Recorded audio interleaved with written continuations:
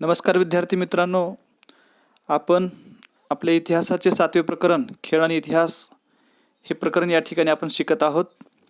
कालच्या तासामध्ये आपण खेळांचे प्रकार पाहिलेले आहेत. त्याचबरोबर आपण खेळांचा इतिहाससुद्धा कालच्या तासामध्ये पाहिलेला आहे. खेळांचे महत्त्व आपण पाहिलेले आहे. तर आज या ठिकाणी आपण खेळांच्या स्पर्धांविषयी आपण या ठिकाणी माहिती पाहणार आहोत. तर खेळांच्या स्पर्धा काय आयोजित केल्या गेल्या? तर खेळ हे फक्त मनोरंजनासाठी आणि शारीरिक व्यायामासाठीच मर्यादित न राहता खेळातून विद्यार्थ्यांमध्ये किंवा मानवामध्ये एक चिकाटी निर्माण झाली पाहिजे, जिद्द निर्माण झाली पाहिजे. त्याचबरोबर खिलाडूपणाची वृत्ती निर्माण झाली पाहिजे आणि जिंकण्याची एक उर्मी मानवामध्ये निर्माण झाली पाहिजे. या अनेक उद्देशाने खेळांच्या स्पर्धा ज्या आहेत ते घेतल्या जात असतात. महत्त्वाची गोष्ट म्हणजे खेळाच्या माध्यमातून विद्यार्थ्यांमध्ये किंवा मानवामध्ये एक जिद्द निर्माण होत असते. त्याचबरोबर धैर्य निर्माण होत असतं, चिकाटी निर्माण होत असते, जिंकण्याची एक उर्मी त्यामध्ये निर्माण होत असते आणि या सर्व गोष्टींसाठी खेळांच्या स्पर्धा घेतल्या जात असतात. खेळांच्या स्पर्धांना आजच्या काळामध्ये संपूर्ण जगात मोठ्या प्रमाणामध्ये मान्यता मिळालेली आहे. आपण पाहतो संपूर्ण जगात खेळांच्या स्पर्धा होत असतात. आता खेळांच्या स्पर्धा कोणत्या होतात? तर ऑलिम्पिक या खेळाच्या स्पर्धा संपूर्ण जगातल्या देशांसाठी खुल्या असतात. त्या ऑलिम्पिकच्या स्पर्धेमध्ये अनेक खेळांचे आयोजन केलेले असते आणि ज्या खेळांचे आयोजन त्या ऑलिम्पिक सामन्यांमध्ये करण्यात आलेलं आहे त्या स्पर्धेमध्ये आपण सहभागी होण्यासाठी तोच खेळ घेऊन त्या ठिकाणी आपण जाऊ शकतो. त्याच्या पातळ्या असतात. त्या संपूर्ण पातळ्या पूर्ण केल्याच्या नंतर आपण त्या ऑलिम्पिकच्या सामन्यामध्ये सहभागी होऊ शकतो. तर या ऑलिम्पिकचे जे सामने आहेत हे ऑलिम्पिकचे सामने जगभरामध्ये दर 3 वर्षाला होत असतात. याची सुरुवात ग्रीसमधून झालेली आहे. याची माहिती आपण पाहूया नंतर. परंतु खेळांच्या ज्या स्पर्धा आहेत जागतिक लेवलला आज खेळांच्या स्पर्धा होत असतात. त्यामध्ये ऑलिम्पिक ह्या स्पर्धा आहेत.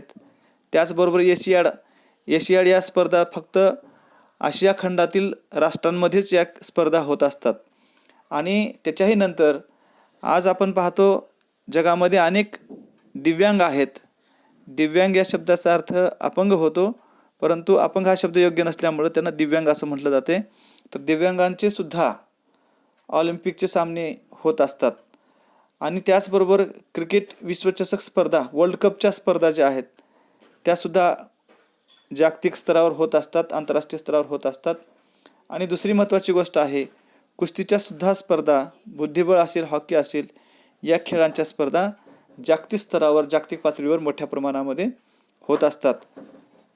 तर आपला देश जो आहे, आपल्या देशात हॉकी आणि क्रिकेट हे खेळ अत्यंत लोकप्रिय आहेत. आणि त्याहीपेक्षा महत्त्वाची गोष्ट म्हणजे हॉकी हा आपल्या भारताचा राष्ट्रीय खेळ म्हणून ओळखला जातो. राष्ट्रीय खेळ म्हणून त्याला मान्यता मिळालेली आहे.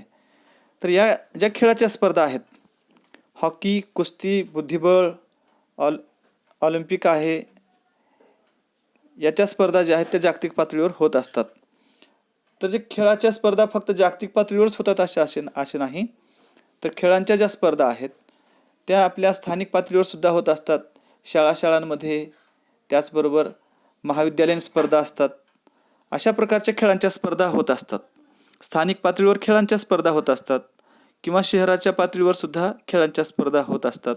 तालुका स्तरावर स्पर्धा असतात. आपल्याला माहिती आहे दरवर्षी शालेय स्तरावर, महाविद्यालयीन स्तरावर, विद्यापीठ स्तरावर, राज्य स्तरावर अशा वेगवेगळ्या स्पर्धा होत असतात. तर तालुका स्तरावर स्पर्धा होत असतात. त्यामध्ये आपण सहभागी झालं पाहिजे. विद्यार्थी खेळांकडे फार मोठ्या प्रमाणात दुर्लक्ष करत असतात. तर तालुका स्तरावर होणाऱ्या ज्या खेळाच्या स्पर्धा आहेत त्यामध्ये विद्यार्थ्यांनी भाग घेतला पाहिजे. खेळांमध्ये फार मोठं करिअर आहे. आपण झापडी बांधलेल्या घोड्यासारखे आपण फक्त एकाच साईडनं पळण्याचा प्रयत्न करत असतो, परंतु मानवी जीवनामध्ये अनेक असे अंग आहेत की त्या अंगाने आपण जाऊन आपण जागतिक स्तरावर सुद्धा पोहोचू शकतो. एवढं मोठं करिअर या खेळांमध्ये सुद्धा दडलेलं आहे. याकडे सुद्धा आपण लक्ष दिलं पाहिजे. तालुका स्तरावरल्या स्पर्धा असतात, जिल्हा स्तरावर स्पर्धा असतात, राज्य स्तरावर असेल, राष्ट्रीय स्पर्धा असेल, आंतरराष्ट्रीय स्तरावर सुद्धा स्पर्धा मोठ्या प्रमाणामध्ये होत असतात. आणि राष्ट्रीय आणि आंतरराष्ट्रीय स्पर्धा ज्या आहेत, या स्पर्धांमध्ये वैयक्तिक खेळ असेल किंवा सांघिक खेळ असेल, या दोन्ही खेळामध्ये एखादा खेळाडू जर आपलं कौशल्य दाखवत असेल आणि त्याने खेळ गाजवला असेल, त्या ठिकाणी स्पर्धा गाजवल्या असतील, तर त्याला पुढच्या काळामध्ये अत्यंत उत्कृष्ट अशा प्रकारचं करिअर असते. कारण त्या खेळाडूकडं संपूर्ण देश एक आदर्श खेळाडू म्हणून पाहत असतो आणि त्या खेळाडूकडं लोक जाहिरातीसाठी येत असतात, प्रशिक्षण घेण्यासाठी येत असतात. तो ज्या खेळामध्ये प्रवीण आहे त्या खेळातलं प्रशिक्षण घेण्यासाठी त्याच्याकडं येत असतात. अशा पद्धतीनं खेळांच्या स्पर्धा ज्या आहेत त्या आपल्या जीवनामध्ये अत्यंत महत्त्वाच्या आहेत. आणि मग खेळांमध्ये करिअर नाही असं अजिबात आपल्याला म्हणता येत नाही. खेळांमध्ये सुद्धा फार मोठं करिअर दडलेलं आहे, याची नोंद आपण घेतली पाहिजे. दुसरी महत्त्वाची गोष्ट आहे, खेळांचे आंतरराष्ट्रीयकरण कसे झालेले आहे याची माहिती या ठिकाणी आपण आता घेऊया. आता खेळांचे आंतरराष्ट्रीयकरण म्हणजे काय? खेळांचे राष्ट्रीयकरण म्हणजे काय लक्षात ठेवा. आपण मागच्या भागामध्ये पाहिलं आपण भारतातले जे खेळ आहेत ते खेळ फक्त आपल्या स्थानिक पातळीवर खेळले जायचे, परंतु आज आपण पाहतो की खेळांचे फार मोठ्या स्वरूपात आंतरराष्ट्रीयकरण झालेलं आहे. आता आंतरराष्ट्रीयकरण म्हणजे काय, तर राष्ट्रांमध्ये किंवा देशांमध्ये जे खेळ खेळले जातात, जे सामने होतात, ज्या स्पर्धा होतात, त्याला खेळाचं आंतरराष्ट्रीयकरण असं म्हटलं पाहिजे. तर खेळाचं आंतरराष्ट्रीयकरण, आता उदाहरणासाठी कबड्डी आहे. कबड्डीचे नियम, आता एक महत्त्वाची गोष्ट सांगण्यासारखी आहे या ठिकाणी. आपण मैदानावर अनेक खेळ खेळत असतो, परंतु त्या खेळांचे नियम काय आहेत आपल्याला माहीत नसतात. सर्वात अगोदर एखादा खेळ जर आपल्याला खेळायचा असेल तर आणि त्या खेळामध्ये आपल्याला करिअर बनवायचं असेल तर आपण सर्वात अगोदर त्या खेळांचे जे नियम आहेत आणि तो खेळ खेळण्यासाठी जे कौशल्य लागते ते कौशल्य कुणाकडून मिळू शकते किंवा त्या खेळाशी संबंधित जो तज्ज्ञ व्यक्ती आहे त्यांच्याशी आपण कॉन्टॅक्ट केला पाहिजे, त्यांच्याकडून ते प्रशिक्षण घेण्याचा आपण प्रयत्न केला पाहिजे. सर्वात महत्त्वाची गोष्ट आहे, ज्या खेळाची आपल्याला आवड आहे, ज्या खेळामध्ये आपल्याला करिअर निर्माण करायचं आहे, त्या खेळाच्या संबंधाची सर्व माहिती आपल्याकडे असणं महत्त्वाचं आहे. खेळ हा फक्त करमणुकीसाठीच न खेळता तर त्यातून आपलं फ्युचर कसं निर्माण होईल या दृष्टिकोनातून सुद्धा खेळ खेळणं महत्त्वाचं आहे. आणि आपण एखाद्या खेळामध्ये करिअर निर्माण करण्याचा जर प्रयत्न केला तर आंतरराष्ट्रीय पातळीपर्यंतचं करिअर आपलं त्या ठिकाणी निर्माण होऊ शकतं, हे लक्षात ठेवा. आणि मग या दृष्टिकोनातून आता खेळाचे जे आंतरराष्ट्रीयकरण जे आहे म्हणजे राष्ट्रामध्ये देशांमध्ये जागतिक जे सामने आहेत ते केव्हा सुरू झालेले आहेत? 20व्या आणि 21व्या शतकामध्ये खेळांचे आंतरराष्ट्रीयकरण झालेलं आहे. म्हणजे 20व्या शतकामध्ये म्हणजे 1901 पासून ते 2000पर्यंत या काळामध्ये खेळांचं आंतरराष्ट्रीयकरण झालेलं आहे. जेव्हा इंग्रजांनी संपूर्ण जगभरामध्ये अनेक खंडामध्ये आपली सत्ता प्रस्थापित केलेली होती, तेव्हा इंग्रज हे क्रिकेट या खेळाच्या स्पर्धा जागतिक स्तरावर घ्यायचे. मग इंग्रज जे आहेत, इंग्रजांनीच भारतामध्ये क्रिकेट हा खेळ आणलेला आहे. त्यापूर्वी क्रिकेट खेळ भारतीयांना माहीत नव्हता. इंग्रजांनी त्या काळामध्ये भारतीयांनासुद्धा खेळामध्ये सहभागी करून घेतलेलं होतं. लगान हा जर चित्रपट पाहिला तुम्ही आमिर खानचा, तर त्यामध्ये तुम्हाला खेळांचं जे आंतरराष्ट्रीयकरण कसं झालेलं आहे थोडक्यात तुम्हाला त्या ठिकाणी पाहता येईल. तर अशा पद्धतीनं लक्षात ठेवा, 20व्या आणि 21व्या शतकामध्ये खेळांचे आंतरराष्ट्रीयकरण झालेलं आहे आणि ऑलिम्पिकचे सामने सुरू झालेले आहेत. ऑलिम्पिक जे आहे हे आंतरराष्ट्रीय म्हणजे जगातले जवळपास सर्वच देश या ऑलिम्पिक सामन्यामध्ये सहभागी होत असतात. परंतु या ऑलिम्पिकच्या सामन्यामध्ये काही विशिष्ट खेळ निश्चित केलेले असतात, काही खेळांना त्या ठिकाणी मान्यता नसते. तर त्या ऑलिम्पिकमध्ये जे अनेक खेळ खेळले जातात याची माहिती आपण मिळवली पाहिजे आणि त्या दृष्टिकोनातून आपण सराव केला पाहिजे. एशियाड सामने आहेत, एशियाड सामने आंतरराष्ट्रीय आहेत. म्हणजे आशिया खंडातील जे देश आहेत त्या आशिया खंडातील देशांमध्ये हे सगळे सामने होत असतात. हे आपण दूरदर्शनवर पाहू शकतो. ब्रिटिश राष्ट्रकुल सामने असतील, विम्बल्डन सामने असतील, या ज्या स्पर्धा आहेत या स्पर्धा आंतरराष्ट्रीय स्तरावर खेळल्या जातात. यांचं आंतरराष्ट्रीयकरण मोठ्या प्रमाणात झालेलं आहे. तर क्रिकेट, फुटबॉल, लॉन टेनिस ही जी सामने आहेत, क्रिकेट असेल, लॉन टेनिस असेल, फुटबॉल असेल किंवा आता अलीकडे कबड्डी असेल, या खेळांचं थेट प्रक्षेपण दूरदर्शनवर होत असते. आणि अनेक चॅनल्स जे आहेत, आता सध्या 24 तास खेळाचे चॅनल्स चालत आहेत. 24 तास तुम्ही कोणत्याही वेळेमध्ये जर उठून पाहिलात तर तुम्हाला ते खेळांचे सामने आपल्याला पाहायला मिळतात. विशिष्ट खेळ, महत्त्वाची गोष्ट म्हणजे आपल्याला करिअर करण्यासाठी जे खेळ निवडायचं आहे त्या खेळातले सुद्धा चॅनल्स या ठिकाणी आपल्याला पाहायला मिळतात. तर हे जगभरामध्ये आज विविध खेळाचे सामने दाखवणारे चॅनल्स सुरू झालेले आहेत. तर ज्या बघा, खेळांचे जे सामने असतात, या खेळांच्या सामन्यामध्ये कधीकधी असं होतं की काही देशांचा सहभाग या खेळांमध्ये नसतो, तरीसुद्धा त्या देशातला प्रेक्षक वर्ग जो आहे, ज्यांना सामन्यांची खेळांची आवड आहे, असा जो वर्ग असतो, प्रेक्षक वर्ग, तो त्या खेळांमध्ये त्यांचा देश सहभागी नसताना सुद्धा त्या खेळांचा आनंद घेत असतो. आता याचं एक उत्तम उदाहरण जर पाहायचं असेल तर क्रिकेटचा जेव्हा विश्वचषक म्हणजे वर्ल्ड कपचे सामने चालतात, तेव्हा अंतिम सामना जो असतो तो संपूर्ण जग पाहत असतं. संपूर्ण जगातले देश हे अंतिम सामने पाहत असतात. तर 2011 भारत हा आंतरराष्ट्रीय विश्वचषक क्रिकेटच्या ज्या स्पर्धा आहेत त्या स्पर्धेमध्ये भारत अंतिम सामन्यामध्ये पोहोचलेला होता. 2011 क्रिकेटच्या वर्ल्ड कपच्या स्पर्धेमध्ये भारत हा अंतिम फेरीमध्ये पोहोचलेला होता. तेव्हा हा जो सामना आहे, हा सामना संपूर्ण जगभरातल्या प्रेक्षकांनी पाहिलेला होता. म्हणजे जेव्हा एखादा खेळ असतो, तो खेळ जर जगभरातले लोक पाहत असतील तर त्या खेळाचं अर्थकारण बदलून जात असते. म्हणजे प्रेक्षक लोक जे आहेत, खेळांमुळं जगाचं अर्थकारणसुद्धा बदलून टाकू शकतात. एवढं महत्त्व या खेळांना आहे. म्हणजे जगभराच्या प्रेक्षकांनी खेळाचे अर्थकारण आजच्या काळामध्ये बदलून टाकलेले आहे.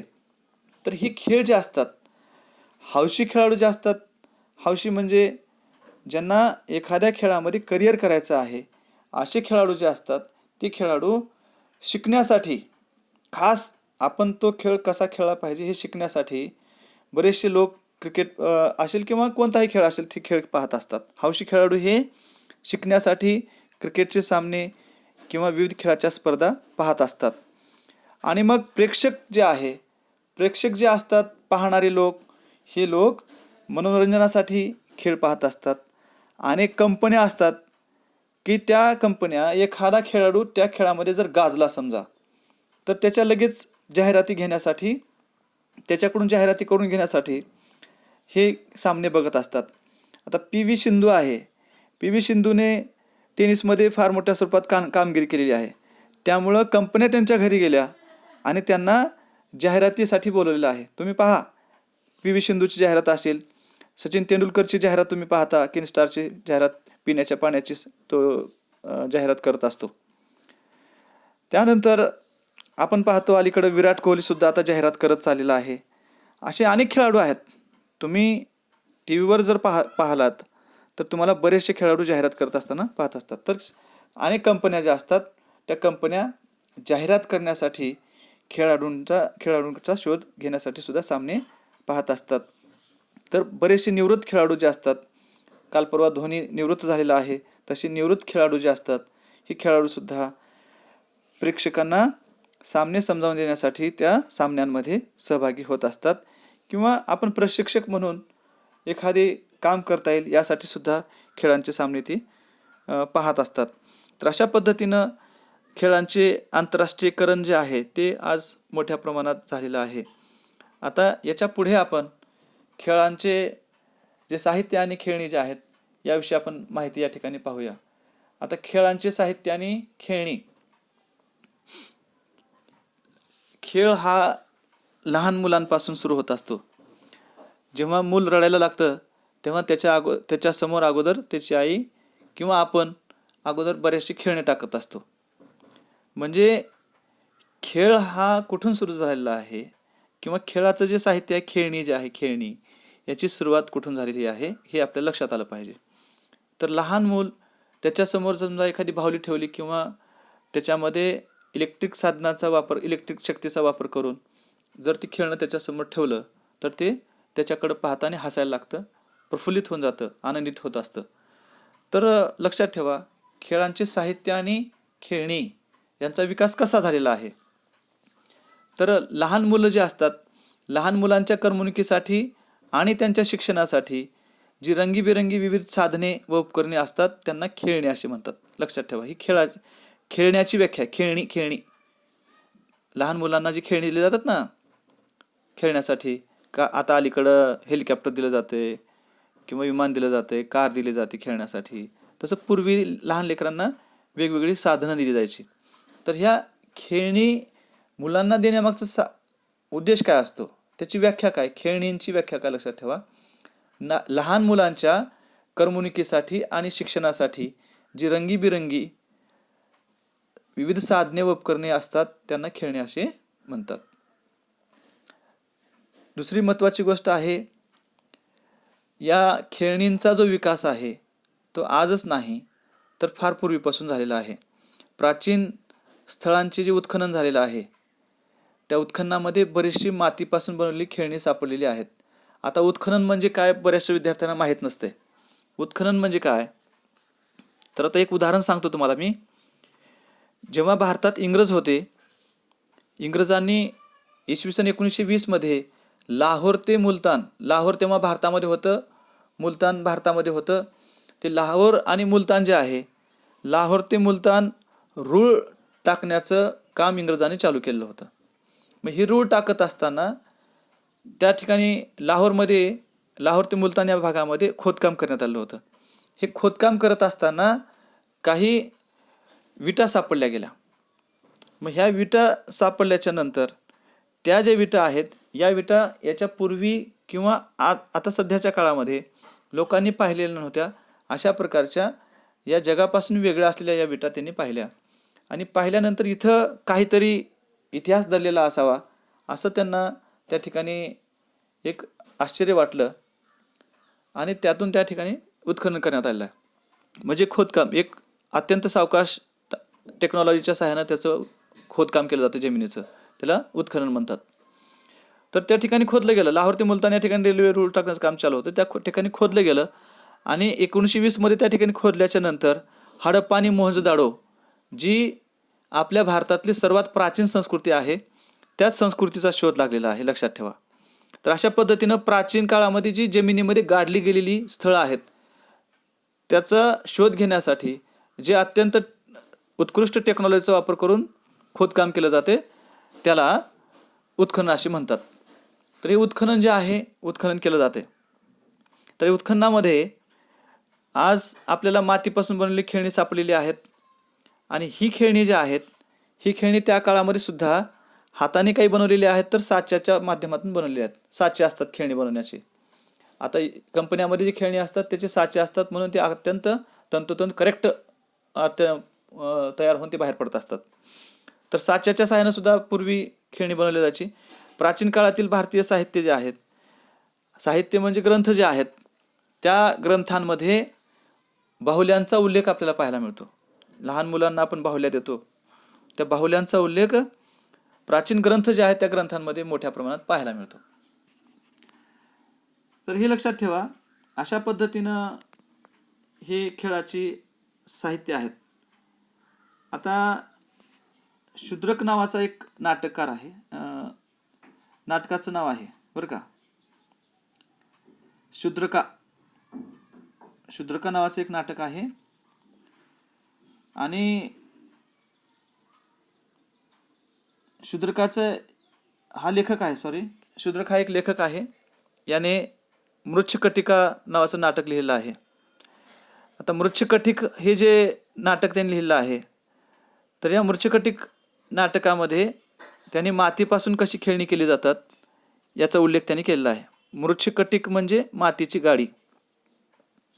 लेकरं लहान मुलं जे आहेत मातीपासून आणि खेळणी बनवतात. आता सध्या गणपती बनवतात, सध्या आपण पाहतो.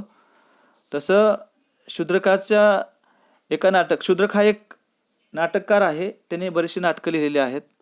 त्याच्या नाटकाचे नाव मृच्छकटिक असे नाव आहे.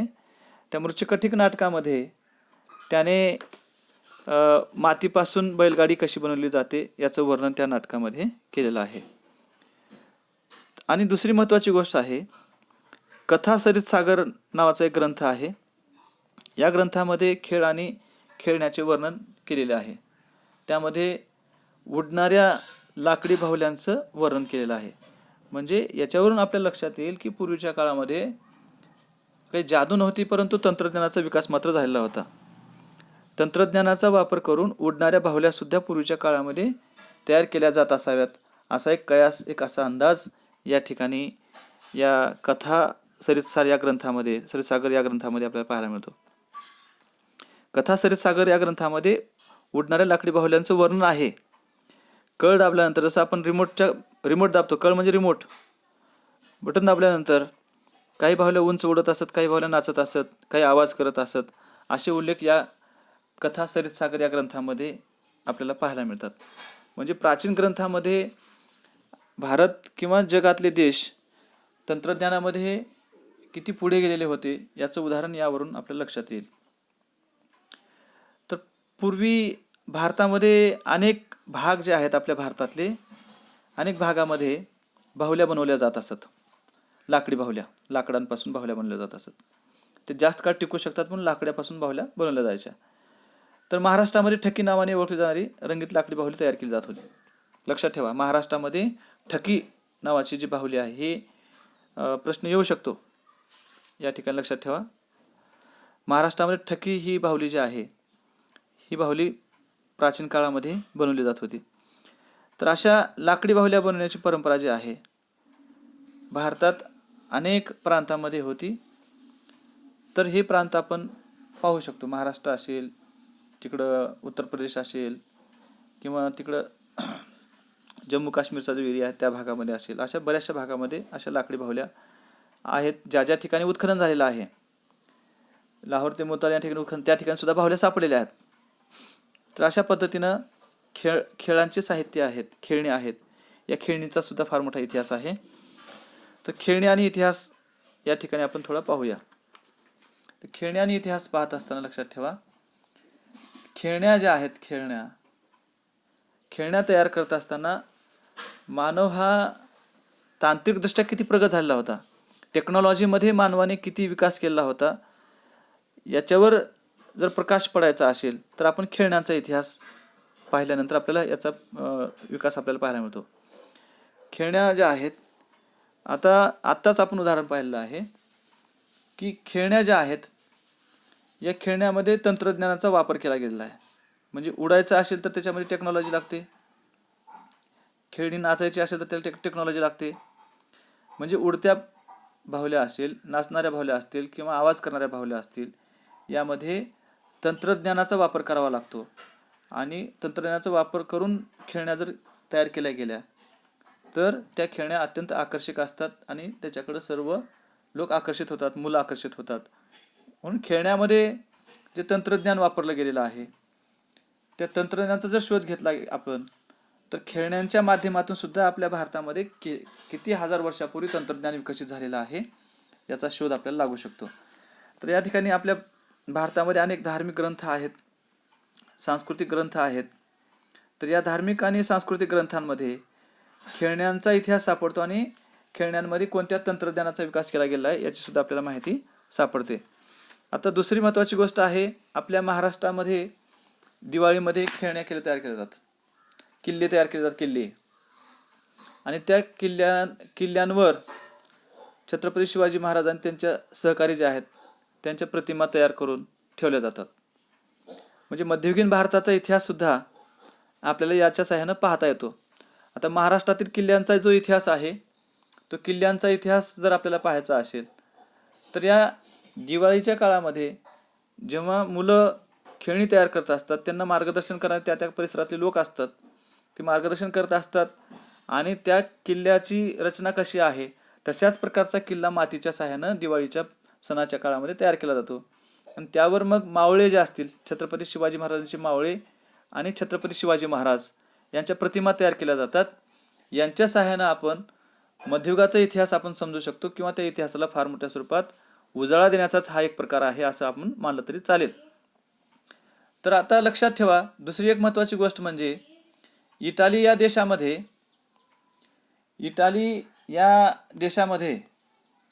पॉम्पी नावाचं शहर आहे. लक्षात ठेवा, इटाली या देशामध्ये पॉम्पी नावाचं शहर आहे. या पॉम्पी शहरामध्ये उत्खनन केलं. उत्खनन म्हणजे काय आत्ता सांगितलं तुम्हाला मी, पुरातत्व खात्याकडून उत्खनन केलं जाते आत्ता सांगितले. तर पॉम्पी जे शहर आहे इटालीमध्ये, त्या पॉम्पी शहराचं उत्खनन करण्यात आलेलं आहे. आणि ही किती महत्त्वाची गोष्ट आहे लक्षात ठेवा. पॉम्पी शहरामध्ये जेव्हा उत्खनन करण्यात आलेलं आहे, त्या उत्खननामध्ये भारतातील हत्तीच्या दातापासून तयार केलेल्या, हस्तिदंतापासून तयार केलेल्या बाहुल्या त्या ठिकाणी सापडलेल्या आहेत. आता याचं सापडल्या म्हणजे नेमकं काय झालेलं आहे, याच्यामध्ये आश्चर्य काय आहे? तर या ज्या बाहुल्या आहेत, या बाहुल्या इसवी सनाच्या पहिल्या शतकामध्ये तयार केल्या गेल्या आहेत.